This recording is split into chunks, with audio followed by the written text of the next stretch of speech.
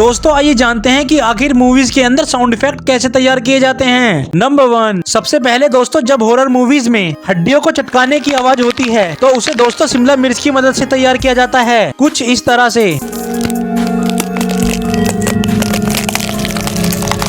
Number 2, दोस्तों जब movies में उल्टी करने की आवाज निकालनी होती है तो उसमें sound effect artist pocket food का यूज करते हैं, कुछ इस तरह से।